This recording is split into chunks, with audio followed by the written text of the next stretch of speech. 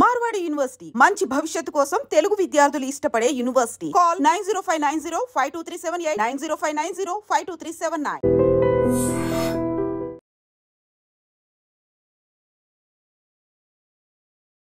Rowdy షీటర్లు అంటే మనందరికీ తెలుసు. వాళ్ళతోని అందరూ అంటే రౌడీ షీటర్ ఇతను అని అంటే ఎంత భయపడిపోతారో మనందరికీ తెలిసిందే.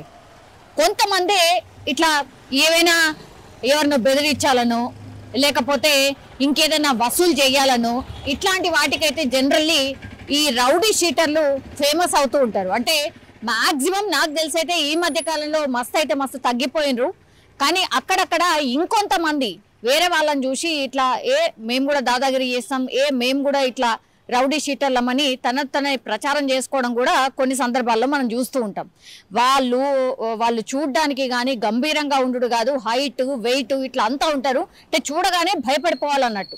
సో అట్లా రౌడీ షీటర్గా పేరు తెచ్చుకున్నటువంటి ఒక వ్యక్తి అత్యంత దారుణంగా నిన్న రాత్రి ఫలక్నుమా దగ్గర హత్య చేయబడ్డాడు. ఇప్పుడు ఇది కలకలమైతే రేపుతోంది. యాక్చువల్లీ ఆయనకు ఇందులో ట్విస్ట్ ఏంటంటే జస్ట్ 3 రోజుల కిందటనే ఆయనకు మ్యారేజ్ కూడా అయింది.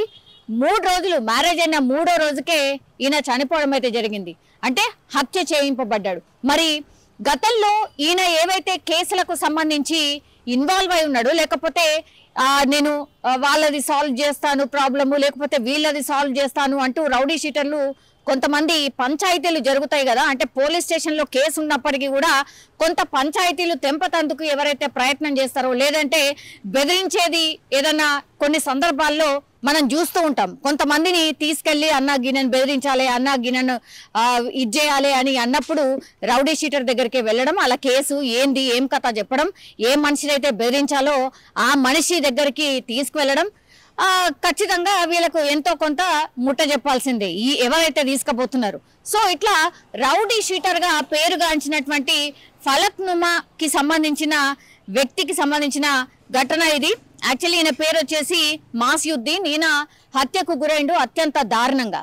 యాక్చువల్లీ ఎవరో ఇక్కడ హత్య జరిగింది అని పోలీసులకు చెప్తే గాని ఆ హత్య జరిగింది ఎవరిది, అసలు వ్యక్తి ఎవరు ఏంటి అనేది కూడా తెలియనటువంటి సిచ్యువేషన్. ఇది ఎక్కడ జరిగిందంటే రెయిన్ బజార్లో మాసియుద్దీన్ను దుండగులు కత్తితో దాడి చేసి చంపేసినటువంటి పరిస్థితి. కత్తిపోట్లు ఎంత భయంకరంగా పొడిచారంటే స్పాట్లోనే ఆయన చనిపోయినటువంటి సిచ్యువేషన్. సో మాసియుద్దీన్ గతంలో ఎవరినైతే బెదిరించిండో లేకపోతే ఎవరికైతే ఈ మాసియుద్దీన్ తోని ఇష్యూ ఉండేనో వాళ్ళే ఇట్లా చంపినట్టుగా పోలీసులు అయితే ఒక ప్రాథమిక నిర్ధారణకైతే వచ్చిండ్రు. అట్లాగే వాళ్ళ ఫ్యామిలీ మెంబర్స్ కావచ్చు, చుట్టుపక్కల వాళ్ళ దగ్గర నుంచి కూడా పూర్తి ఇన్ఫర్మేషన్ అయితే తీసుకోవడం అయితే జరిగింది.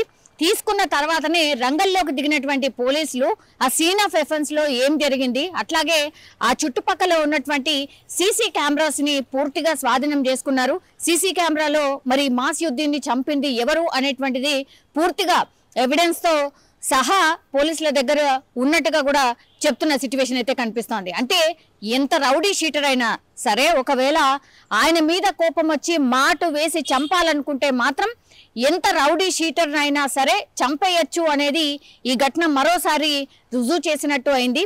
అంటే గతంలో ఎవరినైతే బెదిరించిండో లేకపోతే భయభ్రాంతులకు గురి చేసిండో వాళ్ళే కక్షతోని గతంలో ఈయన ఏవేవైతే ఇష్యూస్ లో ఘటనలో ఇన్వాల్వ్ అయి ఉన్నాడో ఆ ఇష్యూస్ వల్లనే ఇప్పుడు ఈయనని హతమార్చినట్టుగా పోలీసులు అయితే ఒక ప్రాథమిక నిర్ధారణకైతే వచ్చిండ్రు. అట్లాగే వాళ్ళ ఫ్యామిలీ మెంబర్స్ దగ్గర నుంచి కూడా పూర్తి ఇన్ఫర్మేషన్ తీసుకున్నారు.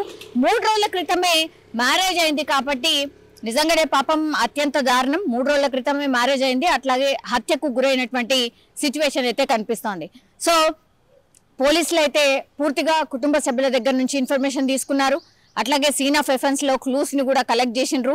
ఎంతమంది ఈ కత్తులతో ఈయన మీద దాడి చేసి చంపేసిండ్రు అనేది కూడా అన్ని ఆధారాలు అయితే పోలీసులు తీసుకోవడం అయితే జరుగుతోంది. కానీ ఒక్కసారిగా ఫలక్నుమా దట్టు రెయిన్ బజార్ లో ఒక యువకుడు దట్టు రౌడీ షీటర్ ని చంపివేయడంతో ఇప్పుడు పోలీసులు అలర్ట్ అయిన సిచ్యువేషన్ అయితే కనిపిస్తోంది. కేసుని కూడా చాలా ఫాస్ట్ గా సాల్వ్ చేసే దిశగా పోలీసులు అయితే ప్రయత్నాలు చేస్తూ ఉన్నారు.